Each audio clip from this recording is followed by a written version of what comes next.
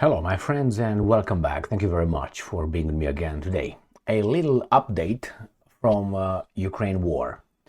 But before I go into that, I will let you know that today I will be going to my place.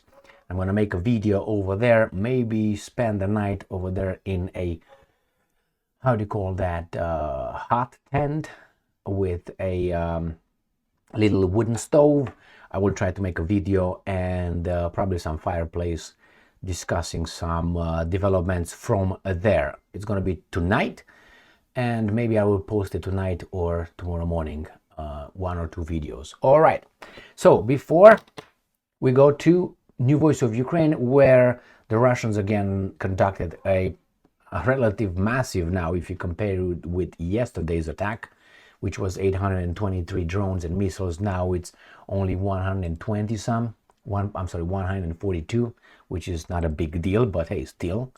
Then we find out where the hottest sector in Ukraine war is and how many clashes occurred in the front line in the past 24 hours.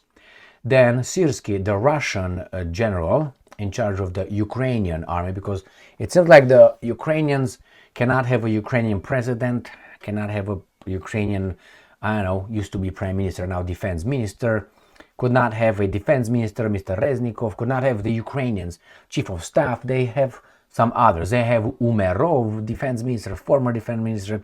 Where are the Ukrainians? Budanov is Ukrainian, Zaluzny is Ukrainian, and the baboon foreign minister Shbykha. But anyway, Mr. Syrskyi, the general, the Russian general, tells us how many square kilometers Ukraine liberated in August, and you wouldn't believe it.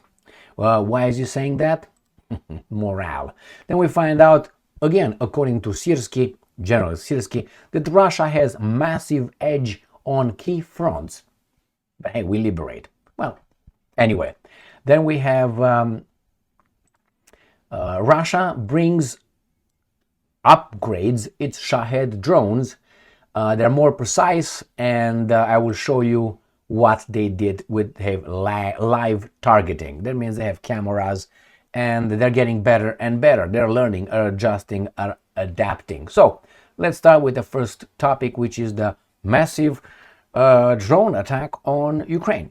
This is from the 8th of September 2025. Russia attacks Ukraine with 142 UAVs. 112 of them destroyed. There you go. So you got what? 30 drones did something. All right. A total of 112 drones have been successfully destroyed. Though some have managed to hit their targets. That means give us air defense systems and whatever we need. So let's see where they launched them from. So again, they launched them from the cities of Bryansk, Oryol, Primorsko-Akhtarsk, and Cape Shauda. All right, Bryansk, Oryol, Primorsko-Akhtarsk. Bryansk, Oryol, right here. Then we got Primorsko-Akhtarsk is right here across from the Sea of Azov.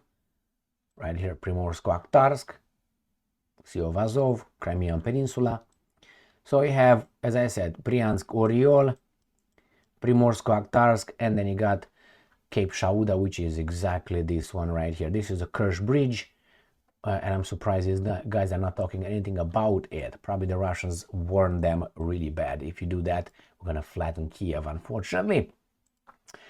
All right, they then don't tell us what they hit, but it's okay. Let's read Ukrinform. The same thing, the same. What did they hit? They don't tell us. All right, 26 strike UAVs were recording hitting several locations, with down targets debris falling at one location. All right, next, the hottest place in Ukraine, where you find the ladies of the night, I guess. Ukrinform. General Staff, 156 combat clashes on front line in past day. Pokrovsk sector remains hottest. So hottest. And they tell us here that Russian forces launched 3 missile strikes and 75 airstrikes on Ukrainian positions and settlements, using 16 missiles and 143 guided bombs. In addition, they carried out 4,703 exactly shelling attacks, including 184 from multiple launch rocket systems, and deployed 4,679 exactly kamikaze drones. And there they tell us where they hit, right? Airstrike targeted areas near Novopavlivka, Shcherbaki,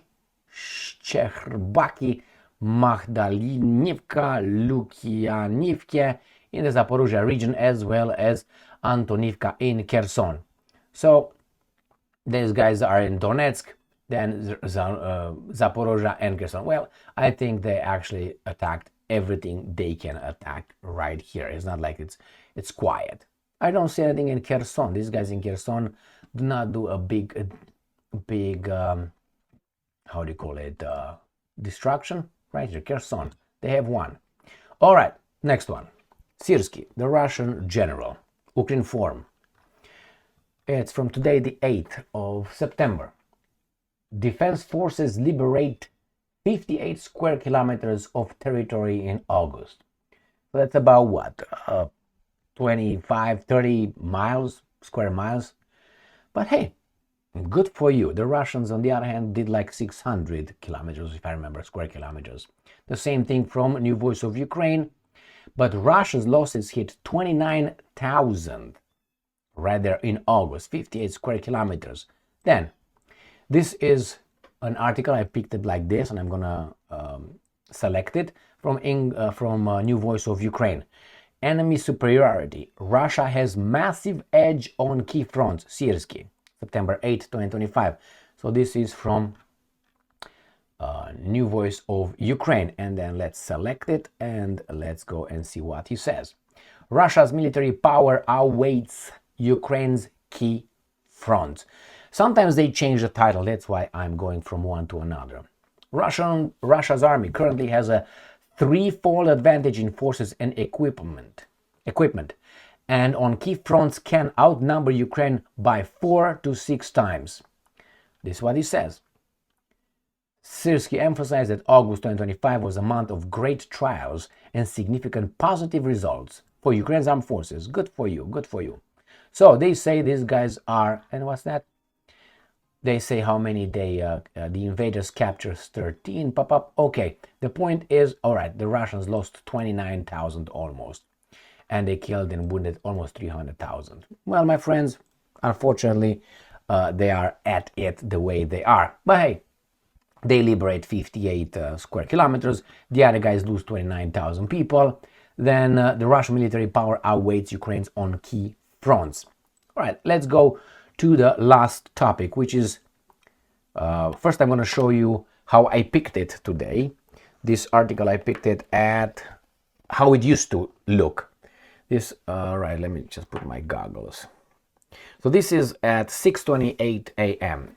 So at 6:28 a.m. this is what I picked. Smarter, deadlier, faster. Russians now use upgraded, more precise Shahed drones. That's one. Then we have the title, New Voice of Ukraine. Russia deploys upgraded Shahed drones with live targeting, military analyst.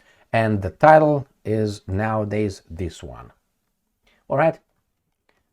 So this is the same as this title that I had, but it's not the same as this right here, which is Russia now used upgraded, more precise Shahed drones. So let's read this article and see what these guys are talking about, okay? Because they're talking about. All right. Russian forces have begun deploying Shahed drones equipment with cameras and remote control systems from Russia or from China. Ukrainian expert in radio electronics and communications, Serhiy Beskresnov, that's Russian, but anyway. Antenna, camera, okay, camera and the antenna. All right, good job, my friends, they got it. As you can see, antennas are mounted on the wingtips, he stressed. Unfortunately, unlike the Gerbera drones, the modems and cameras can't be recovered. They usually burn on impact. No shit. All right, anything else here? The analyst referred to recent wreckage of a downed drone and previously released photo evidence.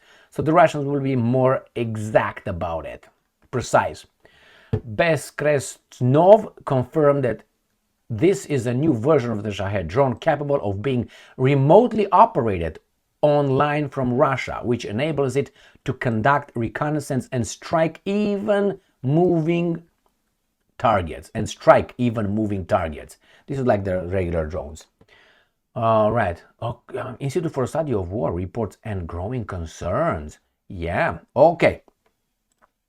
They adapt. I'm pretty sure the West adapts as well, and other people are observing what's going on over there, monitoring. So this is a short update from the Ukraine front. Thank you very much for being with me again today. Stay strong, stay smart, look for the truth, and be just.